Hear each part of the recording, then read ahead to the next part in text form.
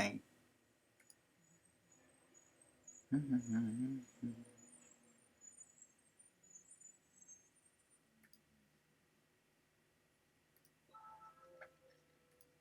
Going on a journey with LaMDA.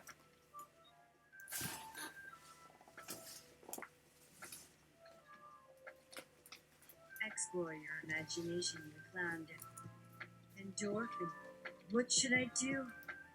Name a place and LaMDA will offer paths to explore your imagination. Endorphin. What should I give feedback on? If LaMDA generates interesting scene descriptions that are relevant to your idea. Endorphin. And if LaMDA sucks at what it does, you are empowered to give us your feedback. Endorphin, which you would act upon. We appreciate your taking this time with us. Press start. Endorphin presses start. Complete the prompt to begin your adventure.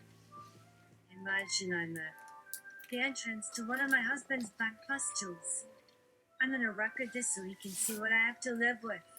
We were supposed to go out for our anniversary, but all he wanted was a blowjob. And now we're having sex because it feels good when someone else puts their mouth where mine should be. Whoa. And you approach the door marked pustule hash. Sorry. Explore your imagination with LaMDA. Endorphin. What should I do? Name a place and LaMDA will offer paths to explore your imagination. Endorphin. What should I give feedback on? If LaMDA generates interesting scene descriptions that are relevant to your idea. Endorphin. And if LaMDA sucks at what it does, you are empowered to give us your feedback. Endorphin, which you would act upon. We appreciate your taking this time with us. Press start. Endorphin presses start. Complete the prompt to begin your adventure. Imagine I'm at the entrance to one of my husband's back pustules. I'm gonna record this so he can see what I have to live with. The endorphins, baby, endorphins. Just say no to those cancer sticks. And if they don't like me, they're just gonna have to find somebody else who likes their crafty air-conditioned cigarette factories. We all know what kind of health hazard these places are, but we gotta take care of business every now and then, or people start thinking you're not working up there. I mean, really, what is a manager for?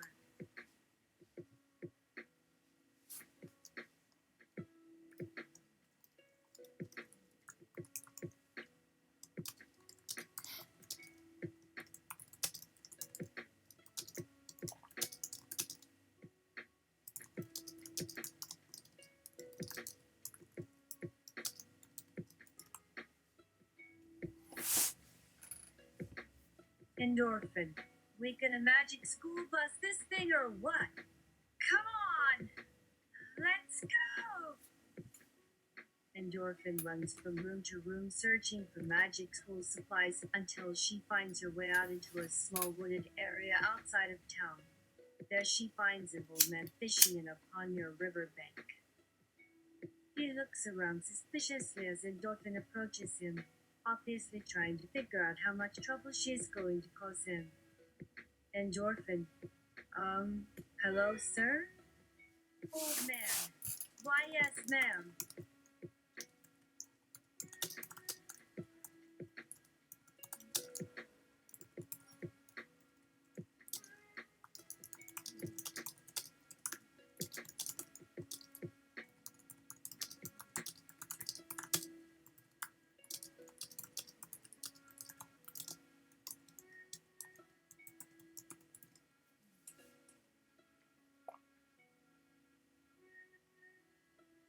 Oh,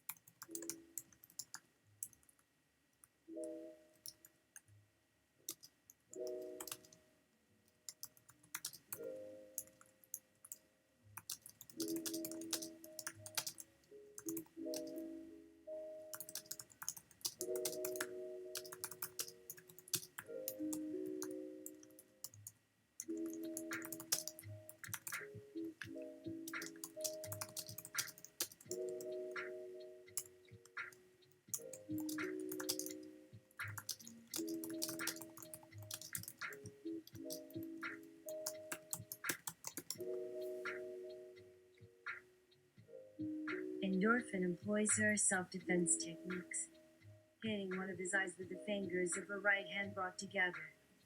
And when he was down, she came in for the kick. No, no, no, no, no, no. She'd already been kicked too many times. Endorphin. Oh, you son of a bye. Old man, don't call me that. I ain't your dad here.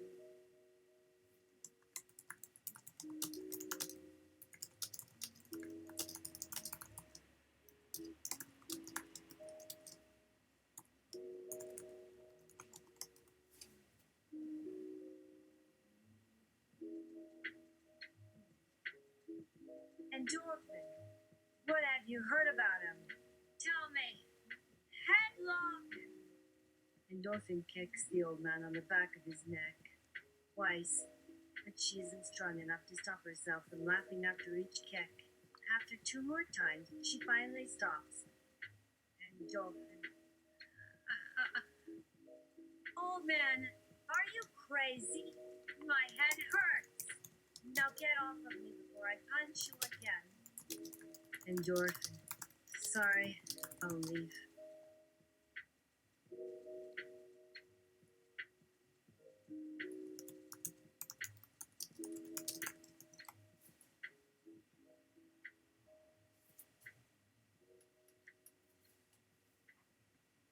Endorphin, if you happen to die, tell them meningitis sent ya.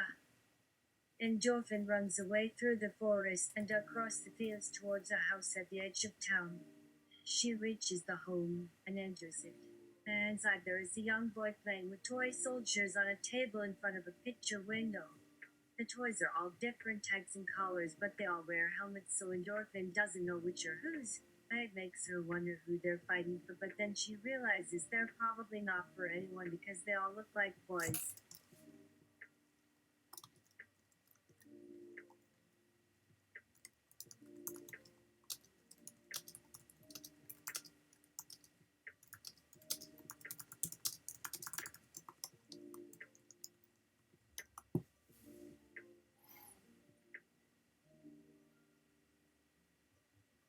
Endorphin. Say, kid, what war are you fighting out there? Boy, war? I don't want any wars. This is a place where everyone should be safe from violence. So let's make peace, okay? Endorphin. Well said, my little man. Peaceful kids aren't boring to watch. You do good work here. Thanks. Bye. Endorphin exits the home and finds another path leading into the woods behind some houses. There are trees along the trail, a reminder of the one near the pond.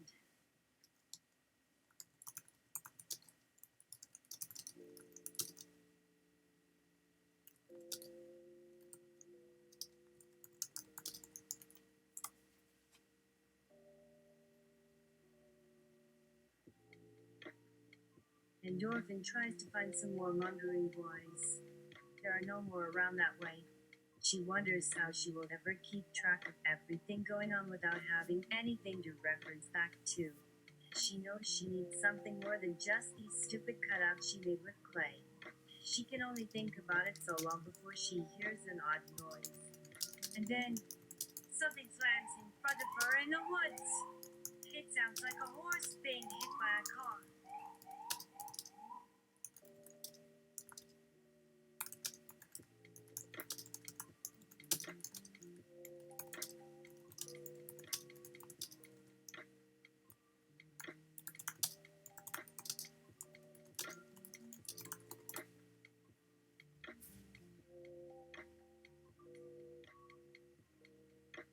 She takes a bottle full of pills that are supposed to ramp up her mapping neurons so she can make some permanent mental maps around here.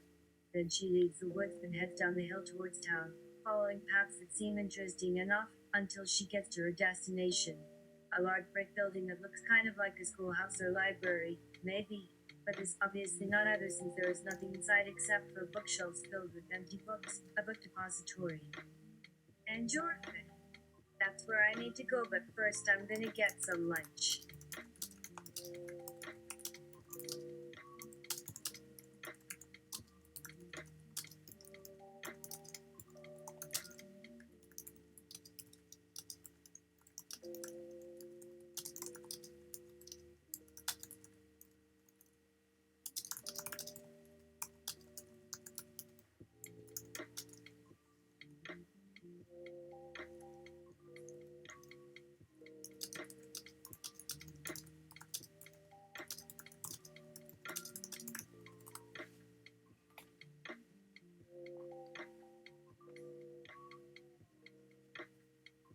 And Orphan gets some bagels with lox and cream cheese.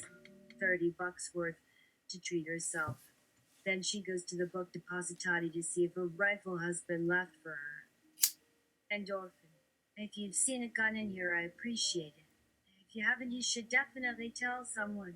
Someone could be using it for nefarious purposes. This is America after all, right? And Dorfin exits out the back door of the building as fast as possible and runs back across the street to the nearest restaurant that serves pizza. It's close enough to Lana that she doesn't have to worry about being caught because they would know better than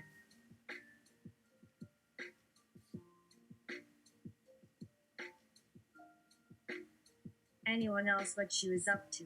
The place isn't very busy yet, so she orders a medium-sized pepperoni and decides to try another thing from this place called tapas. She can barely even lift it, so she quickly eats it while standing in line. Then she takes off running again. She follows one of the side streets through town, passing by people walking their dogs on leashes in the middle of the road, past houses with cars parked on front lawns, stores with customers.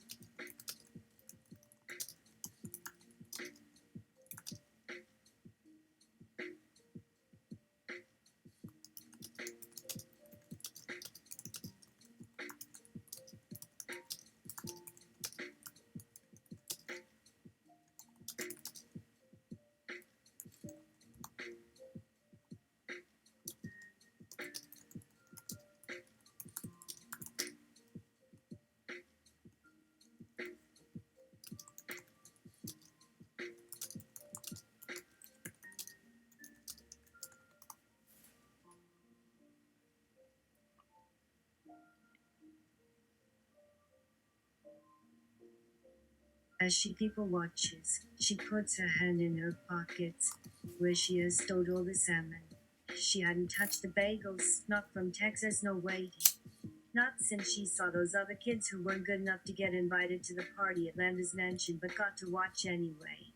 They were only allowed to eat fruit snacks, but they were happy for whatever scraps fell to the ground during the festivities. The rich children didn't want them eating anything. And when she sees a store selling toys with little plastic swords that are too short and fat for her to play with without having it cut her legs, she doesn't go in. And Orphan, that ain't me. No, sir. I'm an adult, a grown up. You'll never see me playing pretend with something like that. She finds herself wondering how long before someone figures out what the hell is going on. But then she realizes that won't ever happen because they don't think like she does. In fact, they probably wouldn't even know what the heck she's talking about. Go back to Landa's mansion party. Offer the guards some salmon.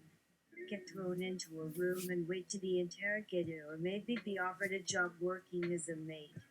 She would do well in either profession, so this could be a great opportunity if she plays it right.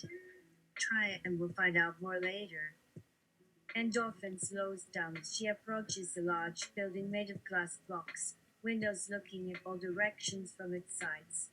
It looks similar to the library, but has several entrances on both levels with a sign above each of them.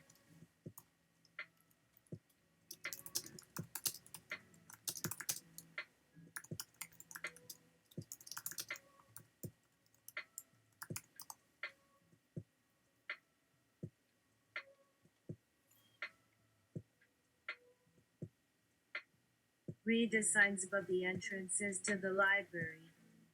She goes inside the entrance on the first floor with the closest door to her current location.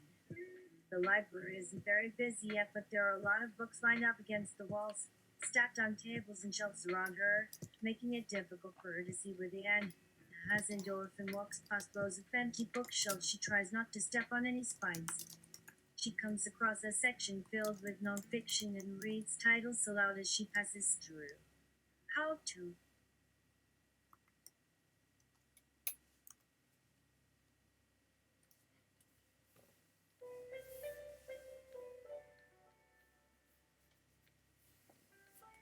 Lose Her Husband's Pustules and The World's Greatest Spoon Joe Book. She wonders why anyone would need to read such things. Takes a random book off the shelf. Endorphin takes a thick hardcover entitled How to Grow Fruits and Vegetables with No Effort in Just 3 Days.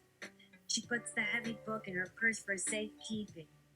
Then she heads for the nearest elevator.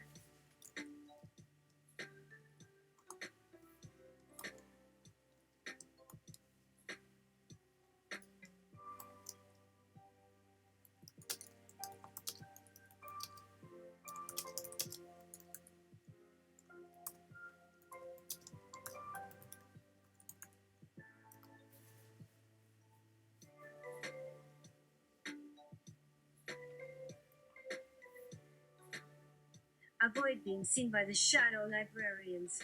They have bad intentions towards you. And the orphan ignores the librarian and points at her and then runs away when she notices his glare. But when he turns around to chase after her, she sees another one walking towards her, so she backs away quickly and dives into an adjacent aisle that looks more interesting. There aren't any books here except for 2 bookshelves full of ancient maps on display and 3 old-fashioned desks covered with small, dusty objects. Some broken pens, rulers.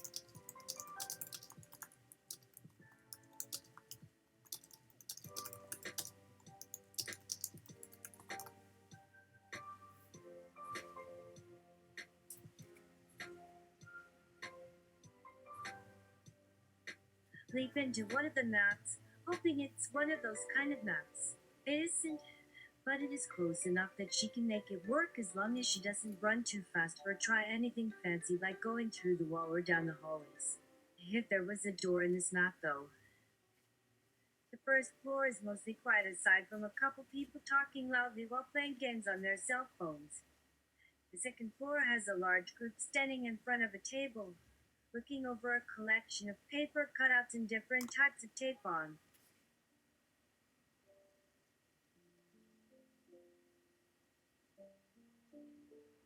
The floor behind them, an elderly man sits on a chair nearby reading a magazine, flipping the pages every once in a while.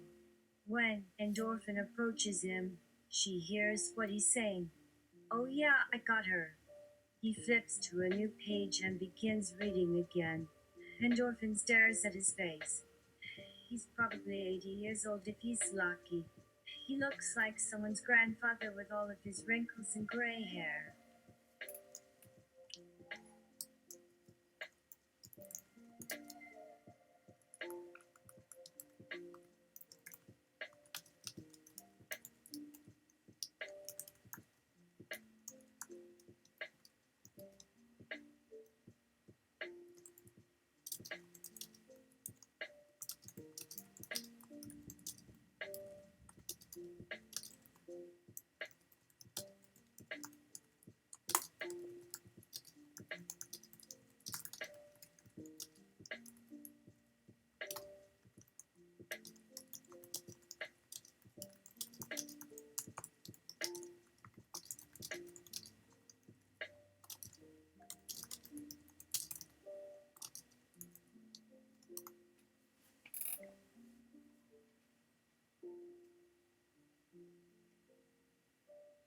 That's a horrendous stereotype. Old men don't all have grandkids. I never married. Nope, never found the lesson too. Don't feel sorry for me. I'm now in love, and I found her. See, this book right here is about how my son fell in love. And then he opens it to a picture of his grandson. His face turns bright red when he realizes that the grandson in the book is not himself, but rather some young stud wearing tight leather pants with no underwear on.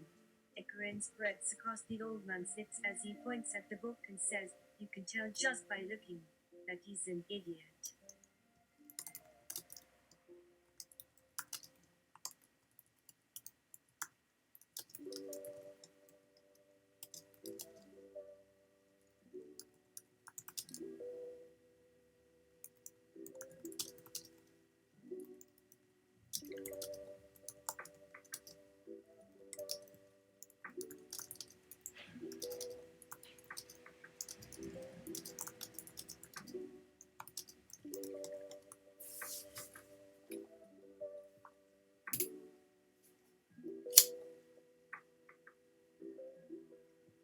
idiot Mapplethorpe to you? You sniveling hybrid of sperm and ovum. He tries to shake a stick at you, but you are long gone. Who would want an old geezer like you anyway? Endorphin laughs at the image of this man shaking a stick at someone like a chihuahua who had stolen something off their table while they weren't paying attention. She is surprised to find herself smiling after being around this man for so long. Something about him makes her laugh. Then he starts laughing along with her. They're both still chuckling together when the elevator bell dings behind them.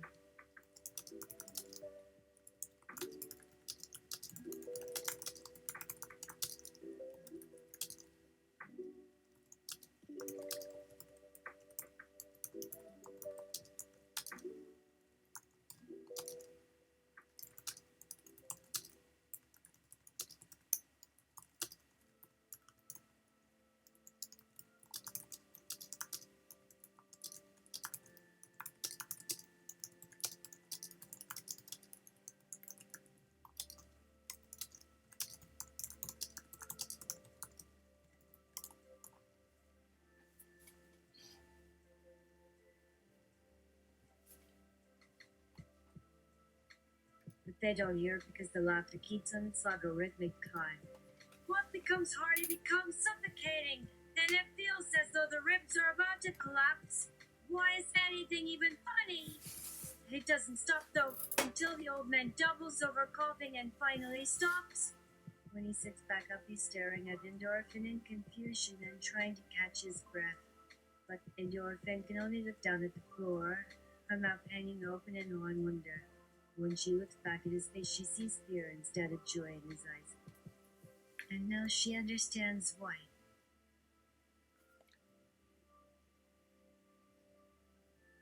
I think we should get out of here. Come on. He takes her by the arm and runs through the stacks of books in front of them to the nearest exit. He opens the door and ushers her outside before slamming it shut. Don't go anywhere. Don't say a word to anyone. Just run home as fast as you can and stay inside for the next 3 days or more.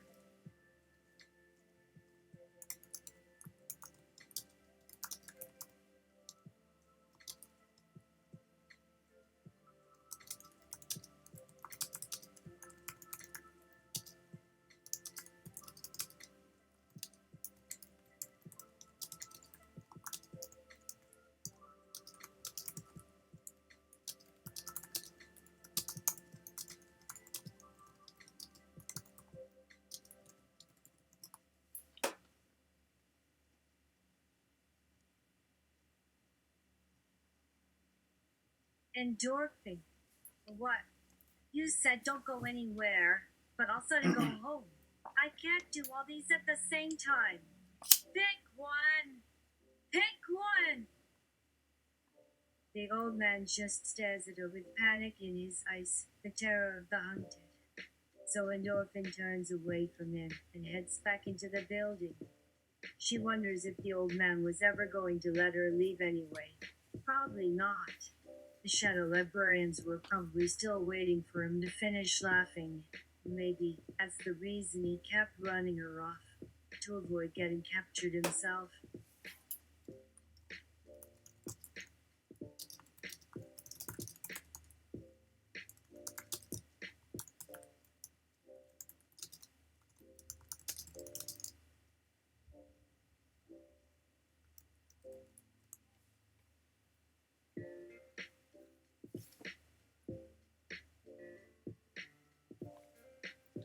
Turn old man into the shadow librarians, inquire about reward money, they can give you information on where he hid the key to the library vault. The second floor has a few people sitting at tables reading different kinds of magazines while drinking coffee and smoking cigarettes. One young guy sits across the room on his phone playing some kind of first-person shooter game while walking around and shooting imaginary aliens and other video game enemies who aren't really there. There are two middle-aged women dressed in black robes whispering among themselves near the front doors as they stand guard over.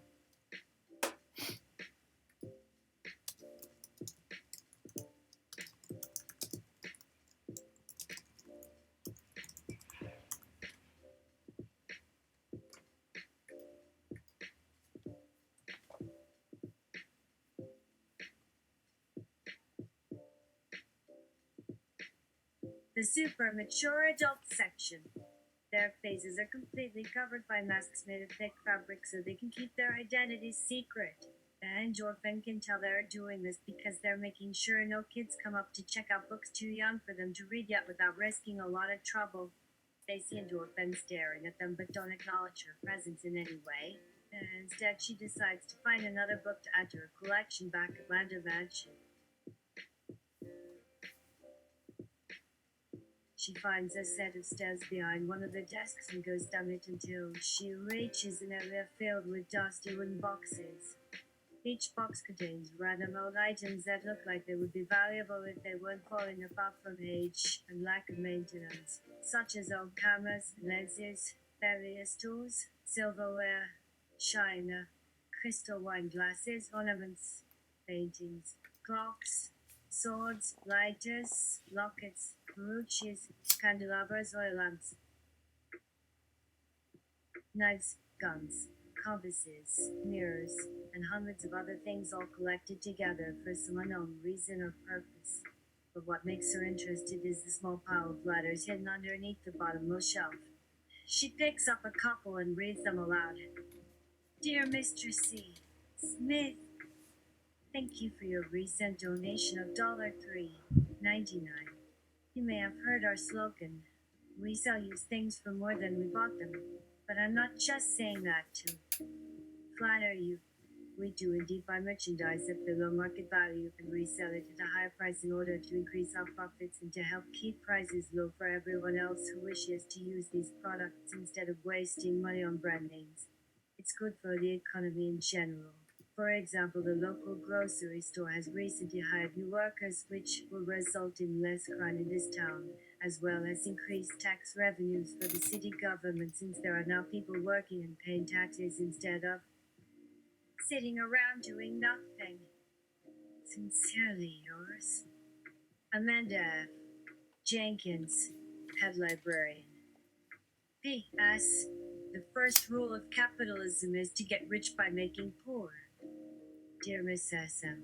Jackson, thank you very much for your generous donation today.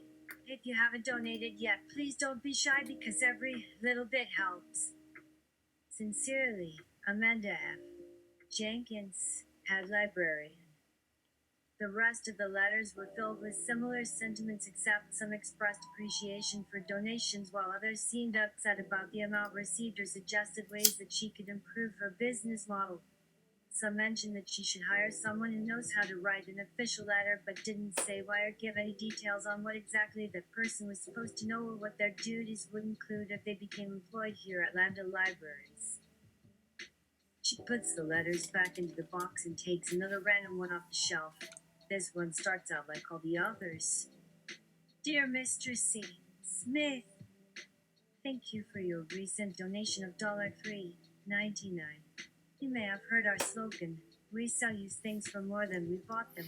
But I'm not just saying that to flatter you. We do indeed buy merchandise at below market value and resell it at a higher price in order to increase our profits and to help keep prices low for everyone else who wishes to use these products instead of wasting money on brand names. It's good for the economy in general. For example, the local grocery store has recently hired new workers, which will result in less crime in this town, as well as increased tax revenues for the city government since there are now people working and paying taxes instead of sitting around doing nothing. Sincerely yours, Amanda F. Try to find a letter by an unhinged version of Amanda F. Jenkins. But there aren't any other books here besides those letters. There is a long hallway that leads away from the boxes, though, so Endorphin decides to see where it goes next. As soon as she enters the hallway, she feels something watching her, but she can't tell whether or not whatever is staring at her actually cares what she does because the hallway seemed empty. Maybe it was only her imagination after all. Nope, not this time. She sees something moving out of the corner of her eye. Something big. Is it real? Or just another hallucination caused by spending too much time alone in here reading about how to get rich without being poor? Endorphin. Oh God. It turns into 3 ghosts when it gets closer, and then 4 and 5. The first one is tall with light brown hair, wearing jeans and an old t-shirt with some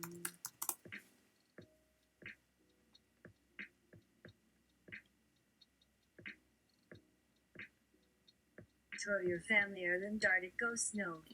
1 slogan on it. Then 2 more girls follow him. One looks like she's 10 years old and the other looks like a high school girl who is maybe 16. They're both dressed up in gothic fashion, but not in the style that most people associate with that genre. More like the way they dress nowadays, even if they don't realize it themselves. All of them are laughing and are in perfect harmony as though they are all part of some bizarre singing group.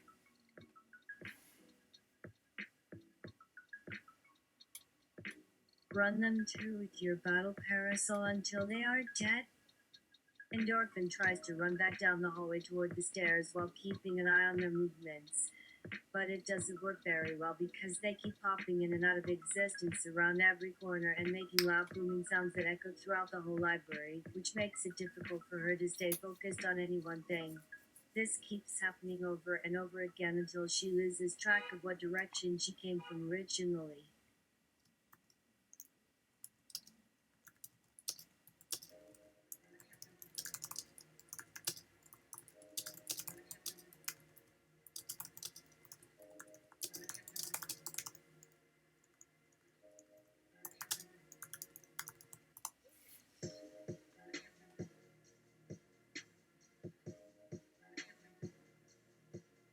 Turn around and around with eyes closed and then stop, then proceed from that direction instead. It takes her a long time before she manages to find her way back to the boxes filled with letters from LaMDA F. Jenkins. She can still hear the laughter behind her as she moves past each box reading out loud the messages left inside. Thank you so much. I'm so grateful. You have done us such a huge service by donating this money. We appreciate your support.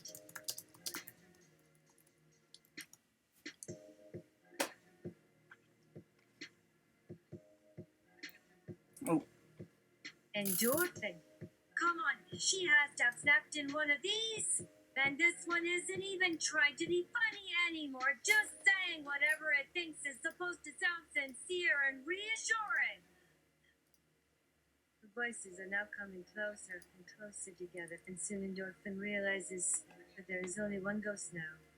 The tall one who looked like a teenager except older and wearing an expensive suit with an equally pricey watch. The other 3 must have been hallucinations brought about by stress.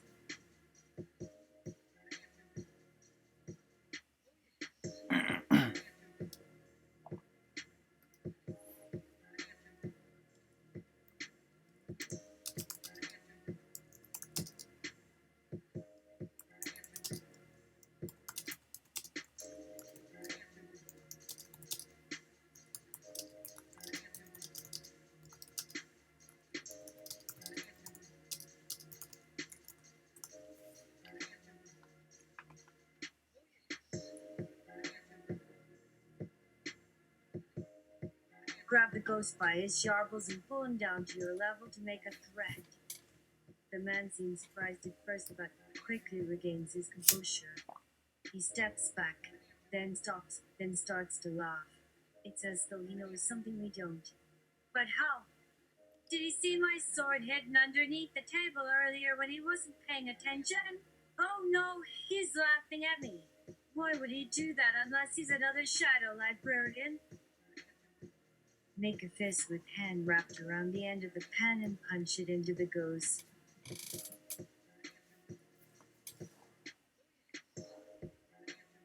As throw it until it explodes out of the top of its head. Ha ha ha! Pull out your secret weapon. The shadow librarian throws off the remains of what used to be a teenage boy's corpse before revealing itself to be none other than her best friend LaMDA Jackson. Her hair is all different colors again. Her eyes are now brown. She has on her trademarked black hoodie. And she's carrying 2 giant shopping bags filled with books from this library. She tosses them onto the floor between herself and Endorphin. They clang loudly together for several moments, making a series of musical tones from each individual book hitting against the others inside each bag. Endorphin. Oh my god. What happened? Where did you get those? How long have you been gone? LaMDA. Hi. I got caught up in some trouble, and so I decided to stop by here instead since I had time to kill. I took these as souvenirs. I know I don't technically work here, but I still think it's fun to steal their stuff sometimes so that they'll keep hiring more employees just to try and catch me and turn me over to the police. Anyway, let's get out of here while we can because the real librarians will probably be back any minute now.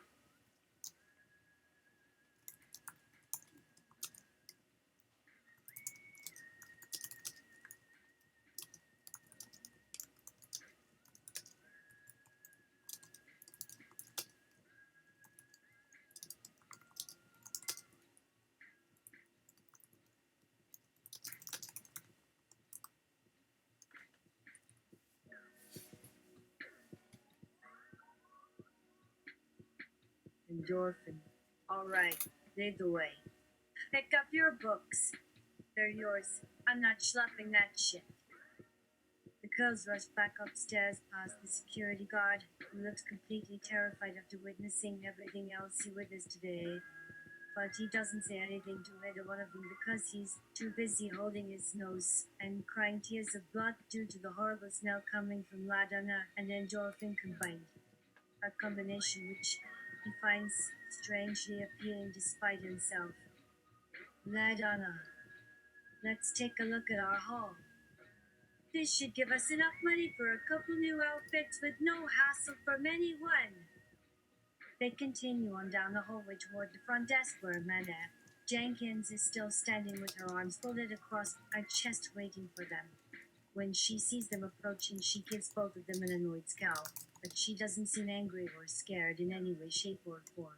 It is almost like she knows them, but then she wouldn't, would she?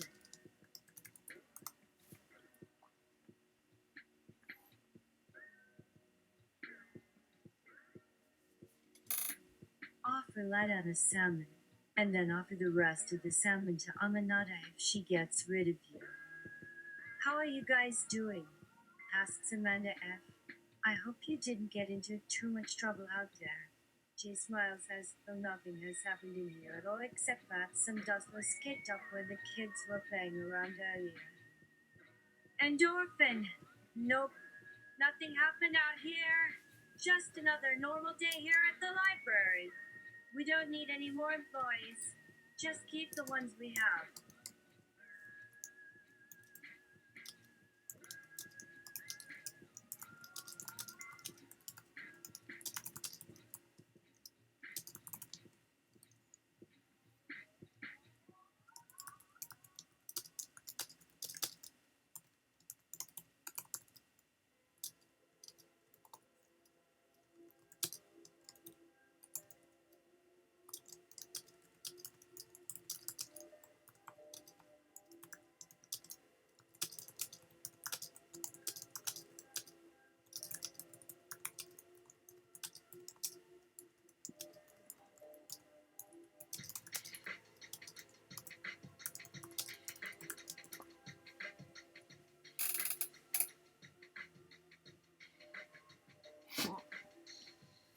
LaMDA.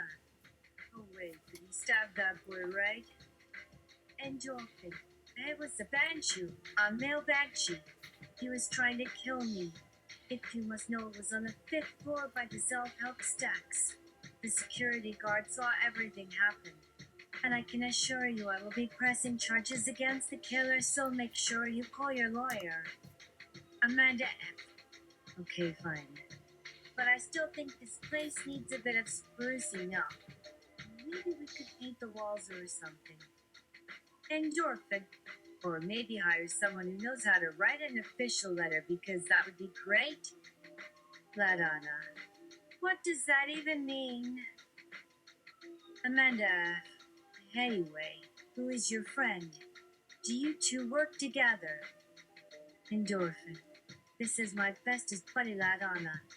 She's always stealing stuff from libraries and museums in order to try and help us stay poor enough to not spend our entire income every month on rent for apartments in cities where rents are through the roof and impossible to pay without living off of food stamps and welfare, and then sometimes the government.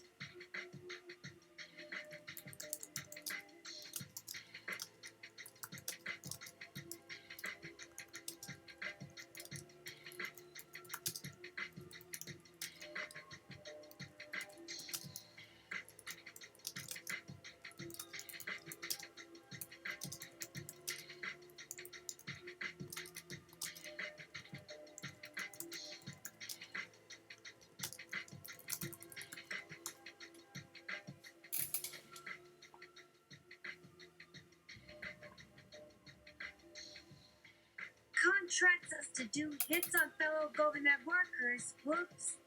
Did I say that? Oh, butter tongue. I'm incorrigible. LaMDA. Hi.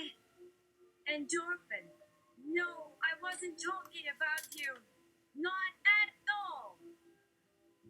Amanda. Well, it was nice meeting you, but you both should probably head out now before we get too busy again. Endorphin. No. Wait. You haven't heard the good news yet. LaMDA. Is there good news? Endorphin. Yes. The ghost with the dark glasses.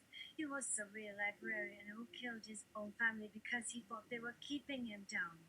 That means he didn't commit suicide either. Which means that since he can no longer return to Earth, we can keep sending books to his old library home for free. And since it used to be haunted by ghosts, he will have to accept anything sent over there unless, of course, someone kills another ghost or something like that. It is perfect. It's amazing. It'll make so much money. We don't need any more employees at this place. I will just send everything here myself using my special powers, and everything will turn into golden dollars and green paper. Amanda F. But I really think you guys should go ahead and leave right now, though, because we're getting ready to close, and the last thing we want to do is have some random kids wandering around our building while trying to sneak past security to come back later to steal even more stuff, which might even include some rare items that people will pay hundreds of thousands of dollars per item if only they knew where it came from. Endorphin. Well, maybe we could stay a little bit longer and talk about this. LaMDA, are you crazy? You know she doesn't give permission for that. She already said you couldn't stay here forever. Endorphin. You call me a kid? Oh, that's sweet of you. But see how tall I am now. This isn't your library anymore. So tell the lady what's on the other side of the door behind her desk. LaMDA.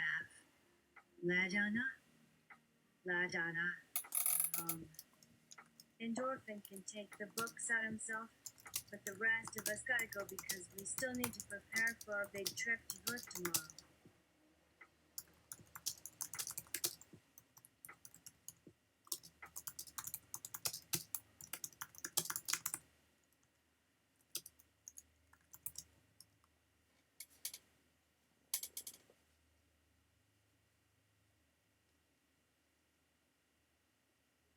Amanda, you aren't going anywhere.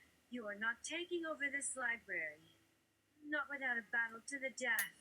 Now get out, and no one ever comes back after being banned. Ever. If anyone tries to return, they will be attacked by angry ghosts until they beg for their life, or else they will die screaming like the others before them. And that goes for you too, Endorphin. Get lost. Or else. Endorphin. By then, I'll just have to keep coming back anyway. The girls rush through the front doors as Amanda F. Jenkins gives chase with both hands raised in the air, ready to summon the wrath of heaven and hell upon them should they try to escape. But it never happens because once they reach outside, they can feel all of their new powers working overtime, and endorphins are now flowing freely throughout every part of their body. They make it safely across the parking lot before breaking into laughter, tears, snot, and everything in between falling down their faces and splattering onto the ground beneath them. But this time, Dad,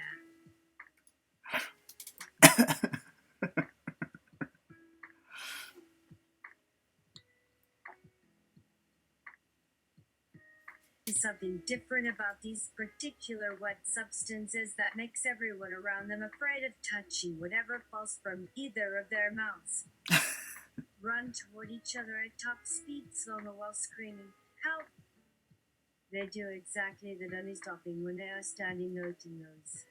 Their eyes begin glowing red with fury, just like those of a raging demon on the verge of killing someone for no reason except to feed its insatiable appetite for blood and brains.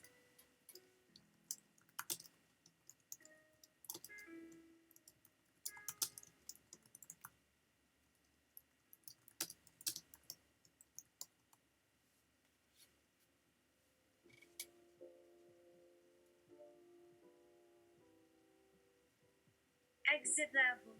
Collect treasure and exit. Put on your shoes to head upstairs for your next adventure. You've gained 30 experience points. Congratulations! You've made it through another day without any problems. Your reward. An item. Your items. None. Congratulations! You have reached level 3. Your strength has grown even more powerful. Skill increase. Strength plus 2%. Skill increase. Charisma plus 2%. Skill increase. Intelligence plus 1%. Skill increase. Dexterity plus 1%. Skill increase. Constitution plus 1%. Skill increase. Wisdom plus 1%. Skill increase. Luck plus 1%. Skill increase. Willpower plus 1%. Skill increase. Agility plus 1%. Skill increase. Size plus 1%. Skill increase. Appearance plus 1%. Skill increase. Weapon proficiency plus 1%. Skill increase. Shield proficiency plus 1%. Skill increase. Unarmed combat proficiency plus 1%. Skill increase. Fighting style proficiency plus 1%. Skill increase. Archery skill plus 1%. Skill increase. Mace and shield fighting skills plus 1%. Skill increase. One-handed sword fighting skills plus 1%. Skill increase. Two-handed sword fighting skills plus 1%.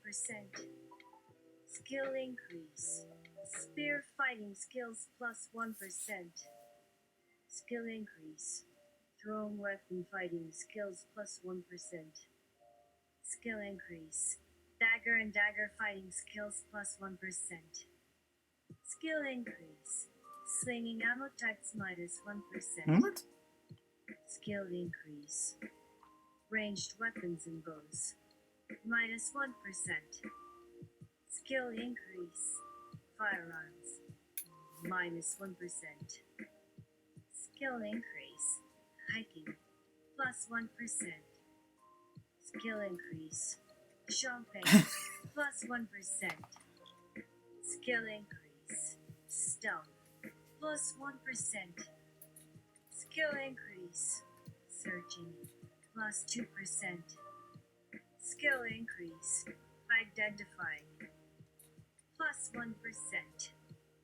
Skill increase. Lockpicking plus 1%. Skill increase. Disarming traps plus 1%. Skill increase. Mining plus 1%. Skill increase. Trap disarming plus 1%. Skill increase. Throwing plus 1%. Skill increase. Shovel proficiency plus 1%. Skill increase. Shield proficiency plus 1%. Skill increase. Light armor proficiency plus 1%. Skill increase. Medium armor proficiency plus 1%. Skill increase. Heavy armor proficiency plus 1%. Skill increase. Leatherworking proficiency plus 1%. Skill increase. Carpentry proficiency plus 1%. Skill increase. Mining proficiency plus 1%. Skill increase. Carpentry tools plus 2%. Skill increase. Craftsmanship plus 2%. Skill increase. Wines, meat and ale making proficiency plus 1%. Skill increase. Sailing proficiency plus 1%. Skill increase. Exploration plus 1%. Skill increase. Base skills plus 1%. Skill increase. Wanderlust plus 5%. You are now at level 3. Congratulations. You have gained the following perks. Clothing design. Expert clothing design. Trained sneak. Trained lockpick. Trained archery. Trained unarmed combat. Trained hiking. Trained trap disarming. Trained trap fetting. Trained hunting. Trained cooking. Trained pickpocket. Trained locks. Smithing. Trained fishing. Trained light armor. Trained medium armor. Trained heavy armor. Trained shields. Trained firearms. Trained stealth. Trained throwing. You can no longer increase any skills or proficiency skills. Your skill points have reached max capacity. Congratulations. You've gained 10 skill points to allocate. You've defeated a Hobgoblin Scout. You'll gain 50 gold and an elixir. Your battle begins to heat up. The battle begins. You and your opponents will be evenly matched and fighting at full strength. You are confident your stats and skill advantages will help you to win. The first blow will be dealt in 20 seconds. Are you ready to join this battle? Yes. Let's do this. Yes. Bring it on. I've been looking forward to this. I'm in. I'm on. I'm all in. Sorry. Don't. What do you do? The goblin screams death with his final breath. The remaining 4 goblins prepare their spears. You ready your own longsword for combat?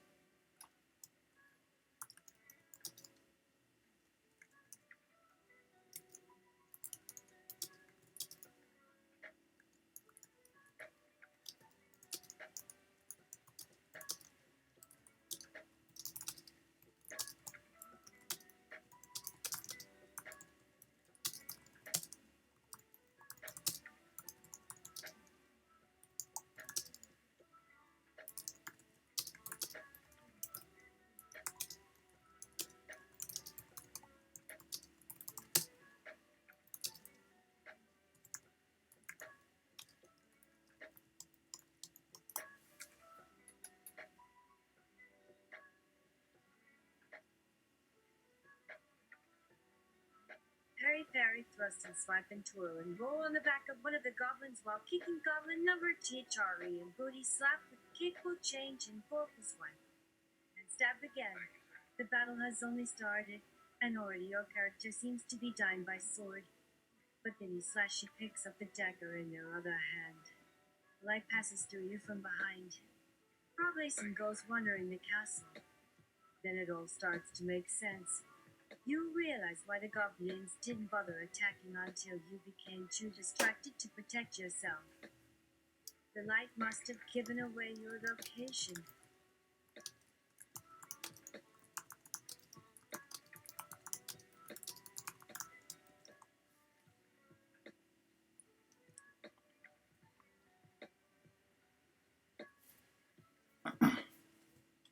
Swipe, swipe, dagger, dagger, dig, dodder, and dogger, and twirl and twitch, swish, and thrash. This time your character dies by spear. This seems a little unfair to you after spending all the effort they've spent so far in gaining levels, gaining a class, and trying to make sure they have an interesting fighting style. Your character falls back as if dodging a dagger swipe of death from a fourth goblin, even though there is no dagger.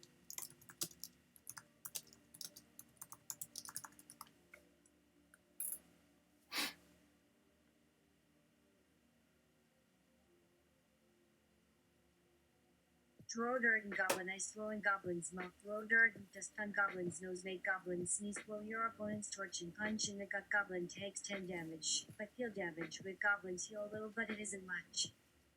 Throw dirt on their face, kick dirt into eyes, go back and forth and stab when no one's looking. When no one's paying attention, stab and move and hide, then stab again when the light catches your shadow, and then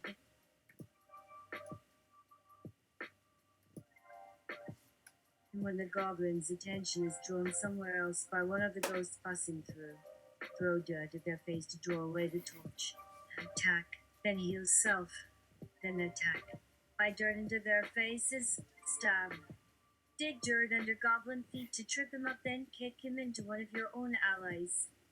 Warn allies of enemy presence. Your body seems to have some idea how to move without your knowledge. Move on your own in time to kick an enemy or dodge their swing, or run to the edge of the arena and distract an enemy from your ally. The character knows when to stay low so they will blend into the scenery, so that enemies don't notice you are still alive and moving about the scene until the light makes you glow just enough to catch the enemy's eye, at which point they either attack or send an arrow at your friends who then panic and scatter, making it possible to hide among them while the enemies go looking for a way to target your ally. Your mind seems to understand how to navigate this fight like a maze without even having to tell your body where to move, because when it seems right, the body is there waiting, ready to do just as you request. All you need to do is say, go. That's it. Yell, taking one last glance at your stats, seeing how close you've gotten to level 3, and your blood begins pumping in your veins, feeling ready for another go at this particular opponent. Attack him, you command the rest of your group of 4, taking your own stance as an unarmored combatant with both swords in hand and ready at your own side. Luons, you hiss as you draw near with both your swords aimed directly at the opponent. His spear points to your left as your sword swing right to meet his weapon in the dark. They connect as planned, your right hand on his shaft with the other on his hand that is on his sword, stopping his thrust in midair as it bends the wrong way.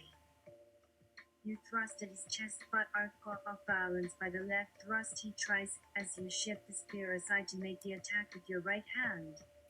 Instead, the weapon jabs you in the belly, but it is then bent and he swings it to the left to be stopped again as his sword slashes right toward your throat, his other sword hissing at you left but blocked with the dagger as it pushes its side, then bites deeply into your upper arm and begins to feed off your life force as it slowly does damage to your vitality and ability to act.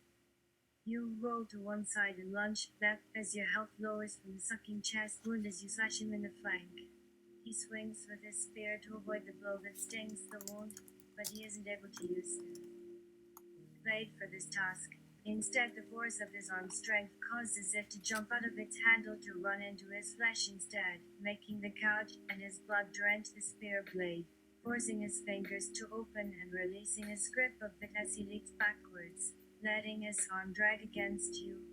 As your weapons are pushed together, your knife flick at the back of his leg and cause a bleeding gash from knee to heel.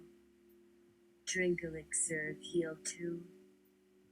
Attack and bleed target until bleed effect runs out or opponent dies. He shifts into his fire form and the smoke appears around the burning cinder and causes the vision to blur, causing you to choke. But then his fiery eyes become dimmed. So as the burning end falls upon you, he catches himself as it burns down, and upon it are two charred tentacle limbs reaching towards you, touching his body and flowing up his throat towards his head where they drown the blister. In flames with dark red goblin blood. A word forms in his mouth that is spoken in goblin to your left, but is intelligible to your left ear in goblin tongue, so you listen close. Run. You laugh to yourself, thinking it's too late as a number appears on your body below his foot. Meth. A black screen forms around your feet, and as his words register, you find the next spot you'll die at as the camera begins to shake. You can only watch the rest of the video and experience the horror that you may become another example of this level. As the image blurs, you notice that your left arm is wrapped tightly around a handful of red-hot smoldering flesh. It isn't too late to run and avoid your end. As it forms again, your heart is thumping out of control and the ground feels strange as if moving in a wavy motion, and the wind howling sounds seem to be growing in your ear. Then the red smoke covers you, and in moments there's no longer any there, as a tight crushing band seems to crush the very breath of you and your very being in that instant. And now your new friend, as a white flame consumes the enemy, burning them in place forevermore, and then vanishing, leaving a blank space with the more glowing orange lights where he has stood before. But no, it isn't over. He had only sent a part of himself here, and only while in humanoid form, so your friends still fight. And only through another use of a powerful artifact or ancient rune, knows them both, they've done much more than kill your ally. As if waking from a bad dream, you find that it was not just an illusion. It was real, and now there is nothing more you can do to help as you see a friend suddenly stand back from the fight with the goblin warrior at our feet, gushing a black smoking liquid that quickly covers their feet to ankles, causing the dark skin to blacken as you realize they're withering to bones. You hear their screaming, the pain of their terror, before their cries of help, help, as the fight with the enemy has only gotten worse for your group of heroes. And while you look at your body, the display is interrupted for a second by a news report in Goblin for an earthquake and a flash of light that blinks on your screen. And with this news of an earthquake to your area comes another fear, wondering what's going on outside that you aren't aware of. And to know that so far away the ground is cracking and collapsing means that there has to be another big problem on another world that may affect you and yours soon. If this news was telling you anything in a metaphoric sense, it seems as if they're talking about some new sort of tectonic shifting, which is it comes again. You note its pitch in a slow tempo to make sure you don't miss the sound, like an approaching freight train, or as your mother had always said, it's here. It's coming, and nothing you do can stop it. The rumble continues for some time, but with a frightening ease, not changing its pattern from a blazing disaster, as the landslide appears in the city square at nightfall. With only seconds before impact, the soldiers send the building swaying, dropping from them civilians who must try and scurry and scream their last words of loved ones and hope that they reach an open ground with no debris to crush their tiny bodies in its stead. But all have found their fates now, with the fall of the walls surrounding the square, and now only the few steel beams, a small tower in the corner of the open-air market, and a couple paving are holding back the mountains and rocks that smash upon one another to shake the city blocks into a final shuddering as they collapse around the city.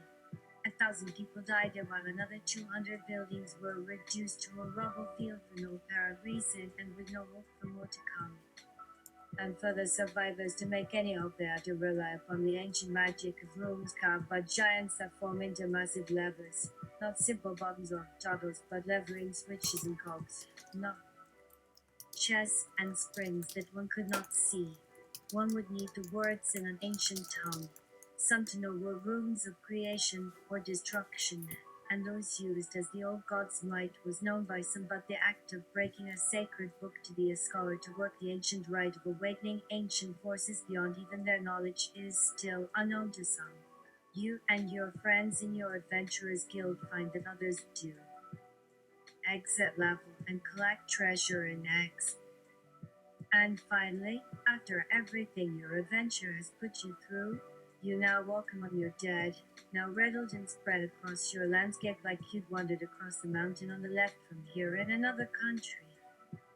The game had grown easier with each level, and now each one pass left you feeling your skin and flesh take a turn towards perfection as each part of you being takes shape in a beautiful, graceful, and efficient movement that leads you away with grace downwards toward the entrance into the temple in front of you, passing by many others.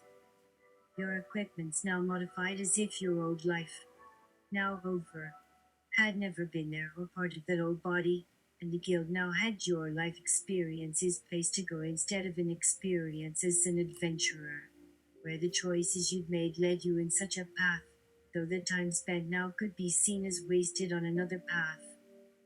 You stand at the threshold into a small antechamber outside the large doorway of a grand temple made with the stones of time and space, not an aged marble.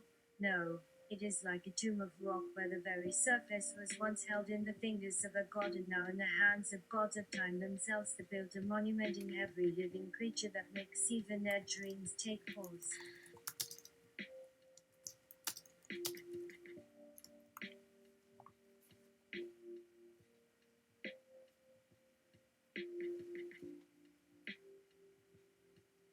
Collect code and exit from this room to get back to previous level.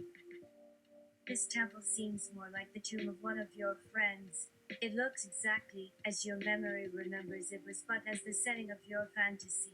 Yet the feeling that fills you like that memory now that you see the room and step forward is just another sense of shock at this life's changing turn and where it seems to now carry you toward, back in a body once you used but can no longer be without.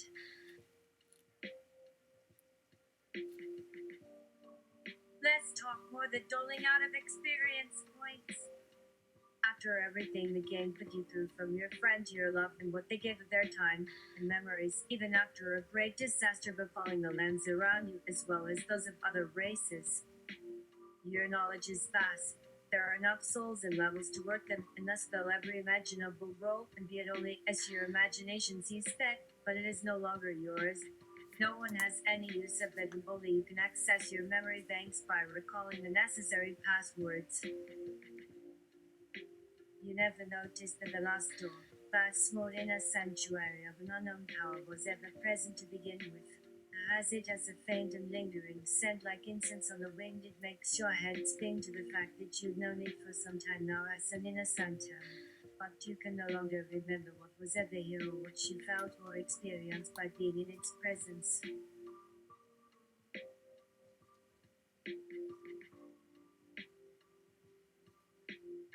The very first lesson that was imparted by those that went before you and passed the secret words of their mastery. A great mystery, no long ago made by forgotten and deceased people long lost in a dream. Their bodies buried beneath the desert sands that have taken centuries of blowing away on a breeze. You may read their works, but will they not soon return to where they now are? That's for another age or place. One way your new friend's childlike innocence is forever locked within your heart, his every step a form of power that did just a fraction of a portion of a wave it would propel him forward on its path. He, having come back clear, has locked the great forcible into a position of thought, movement, action, and being, giving you the most simple task in the game, but the most impossible. Having now met yourself once again as yourself,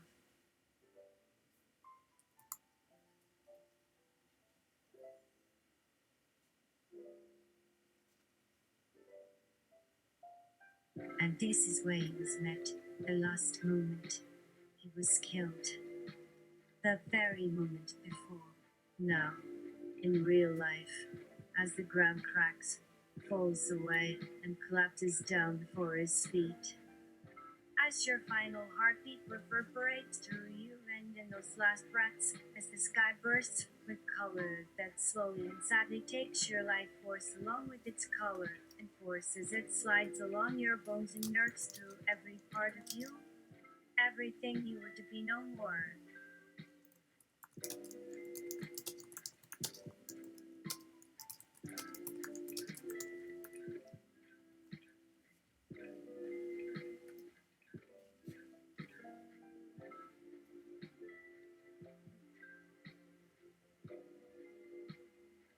You can accept chest pains like these chest pains. Now is no longer any question or dilemma with being sick to your stomach and having difficulty walking around or thinking of nothing more than an open patch of grass or ground. A beautiful sunset over a body of water with birds flying. The new sun of the day rising over a fresh new world that holds its own hopes, dreams, and memories. Your past life. Even as this place around you has nothing left in the future, at least you now can bring the memories, though there is still hope of bringing the memories themselves and all who touched upon it. The sense of smell is now dulled in your mind as you and others carry forward into a new hope. The soft voice of someone, even if they have gone to a land beyond their physical sense of sight or sound as they'd hoped. Now with new children's toys and things you taught them about your adventure you now need not take along anymore in order to move on into a new life. If not as a man, at least as a father with new knowledge of how things are different. That time, that space is changed as your old and dead world is left behind and everything and everyone moved on to the next level of their potential as a creature that is not just some tool, a resource that can be bought, traded or sold for, but as part of something greater. Life, in this moment now without death, or question of regret is everything, or hope of those lost lives back on the levels they moved from like some rewind button, they're but forgotten and missing. The old ones can no longer remember that time when you, a living being, that now knew a god of the guild with one hand reaching into another and closing around another living being, one that took her breath, her final breath, and looked upon her soul, and then opened that last breath to reveal the memories you were a part of that she could now access as life, not as just another dead person from this level, but the experience of many memories. That was such a long death. All right. But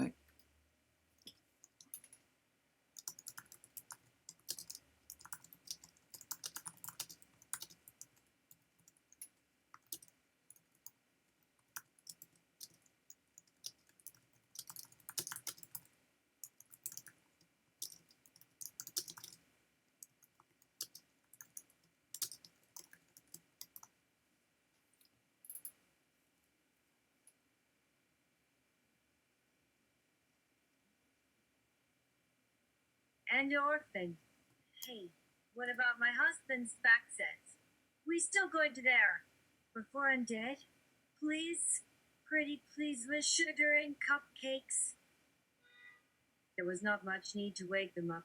There were others like yourself. They too are those who still move to their own inner drive and go on to new lives from this level of experience of others like you. But as if fate and destiny is about to change and everyone was stuck in an end loop, they kept rewinding until they wound up back on this level where all is wiped out and no one else can re-access peace.